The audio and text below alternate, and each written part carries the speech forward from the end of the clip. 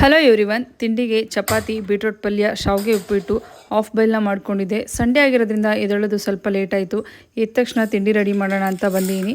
ಒಂದು ಪ್ಯಾನ್ನ ಬಿಸಿ ಇಟ್ಕೊಂಡು ಸ್ವಲ್ಪ ಎಣ್ಣೆ, ಸಾಸಿವೆ, ಕಡಲೆಬೇಳೆ, ಸಣ್ಣಗೆ ಹಚ್ಚಿಟ್ಕೊಂಡಿರುವಂಥ ಈರುಳ್ಳಿ, ಹಸಿಮೆಣ್ಸಿಕಾಯಿನ ಸ್ವಲ್ಪ ಹೊತ್ತು ಫ್ರೈ ಮಾಡ್ಕೊತಾ ಇದ್ದೀನಿ. ಈರುಳ್ಳಿ ಎಲ್ಲ ಸ್ವಲ್ಪ ಸಾಫ್ಟ್ ಆದಮೇಲೆ ರುಚಿಗೆ ತಕ್ಕಷ್ಟು ಉಪ್ಪನ್ನು ಸೇರಿಸ್ಕೊತಾ ಇದ್ದೀನಿ. ಈರುಳ್ಳಿ ಎಲ್ಲ ಸ್ವಲ್ಪ ಸಾಫ್ಟ್ ಆದಮೇಲೆ ಸಣ್ಣಗೆ ಹಚ್ಚಿಟ್ಕೊಂಡಿರುವಂಥ ಬೀಟ್ರೋಟನ್ನು ಸಹ ಸೇರಿಸ್ಕೊತಾ ಇದ್ದೀನಿ. ಬೀಟ್ರೋಟ್ನ ತುರಿದು ಸಹ ಹಾಕೋಬೋದು ಅಥವಾ ಈ ಥರನೂ ಕಟ್ ಮಾಡಿ ಹಾಕೊಬೋದು. ರುಚಿಯಂತೂ ತುಂಬಾ ಚೆನ್ನಾಗಿರುತ್ತೆ.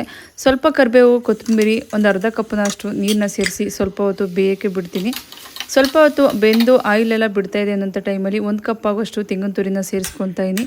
ಪಲ್ಯ ರೆಡಿ ಮಾಡಿ ಇಟ್ಟು ಚಪಾತಿನೂ ಸಹ ಒತ್ತಿ ಇಟ್ಕೊಂಡಿದೆ, ಅದನ್ನು ಸಹ ಬೇಯಿಸ್ಕೊತಾ ಇದ್ದೀನಿ. ಎಣ್ಣೆ ಅಥವಾ ತುಪ್ಪ ನಿಮಗೆ ಯಾವುದು ಇಷ್ಟ ಆಗುತ್ತೆ ಅದರಲ್ಲಿ ಬೇಯಿಸ್ಕೊಳ್ಳಿ. ನನಗೆ ತುಪ್ಪ ಜಾಸ್ತಿ ಇಷ್ಟ ಆಗುತ್ತೆ, ಸೊ ಹಾಗಾಗಿ ತುಪ್ಪನ ಸೇರಿಸ್ಕೊಂಡಿದ್ದೀನಿ. ಆಫ್ ಬಾಯ್ಲ್ ಮಾಡ್ಕೊಳ್ಳೋಕ್ಕೆ ಸ್ವಲ್ಪ ಪೆಪ್ಪರ್ ಪೌಡ್ರು, ಸ್ವಲ್ಪ ಜೀರಿಗೆ ಪೌಡ್ರು, ರುಚಿಗೆ ತಕ್ಕಷ್ಟು ಉಪ್ಪನ್ನು ಸೇರಿಸಿ ಒಂದೇ ಒಂದು ಸ್ವಲ್ಪ ಆಯಿಲ್ನ ಸೇರಿಸಿ